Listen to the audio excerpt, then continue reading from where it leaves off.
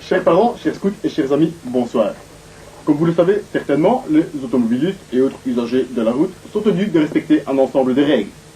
S'arrêter au feu rouge, rouler à une vitesse adaptée, ne pas écraser de chiens sans collier, bref, toutes ces injonctions qui forment le code de la route. Savez-vous qu'il existe des injonctions du même acabit à l'intention des scouts? En effet, semblable au code de la route préalablement cité, le code de les scouts régit le comportement des usagers de mouvements de jeunesse. En voici quelques exemples. Tout le monde connaît le proverbe breton de 52 avant Baden-Powell, pas question de filer à la réunion sans être en ordre de cotisation. En effet, la cotisation qui vous est demandée en début d'année est la participation de tous, du petit baladin au gros président, apportée à notre fédération. Elle couvre non seulement l'assurance de l'animé, mais aussi l'abonnement aux revues que sont Gribou, Zulu, Sakado ou Poster. Elle sert également à couvrir les frais de fonctionnement de notre mouvement en finançant par exemple les formations ou les rassemblements fédéraux et nationaux. N'oubliez donc pas de vous en acquitter le plus rapidement possible afin d'éviter à notre trésorier un fastidieux travail supplémentaire. Merci.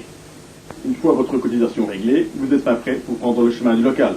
Mais là aussi, quelques vérifications s'imposent.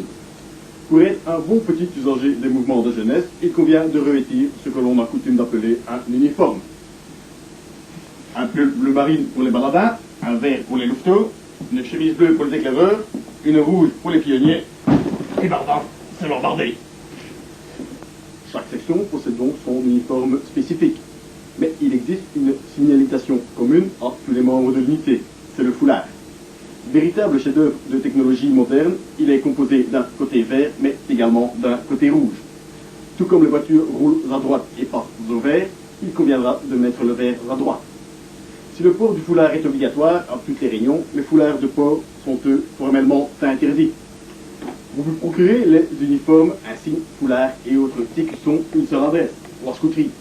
Celle-ci vous accueille à 2 pas du local, dans la rue des Clercs, le mercredi de 12h30 à 18h et le samedi de 10 à 16h.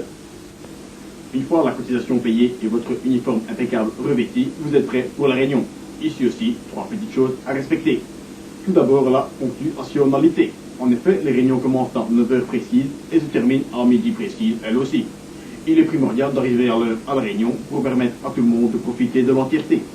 Petit exemple, si un des 17 baladins arrive avec un quart d'heure de retard, les 16 autres perdent un quart d'heure de réunion. 16 fois un quart d'heure égale donc 4 heures de perdu. Faisez le calcul. 4 heures de perdu moins 3 heures de réunion égale donc moins 1 heure de réunion. Dingue, non? Une grève des chauffeurs de la tech, un dîner de famille, une grève des chauffeurs de la tech, une grille ou une grève des chauffeurs de la tech, les cas de force du majeur ne manquent pas. Si vous êtes dans l'impossibilité de venir à une réunion, un simple petit coup de fil à un animateur de section lui permettra de mieux s'organiser. Dernière chose, pensez à vous munir de la coquille. Emportez donc avec vous 0,5917 € ou une pièce de 20 francs. Cette somme permettra de couvrir les frais de matériel pour les bricolages, les jeux ou les courriers de section. N'oubliez donc pas ces petits conseils. Bon scout, bonne route.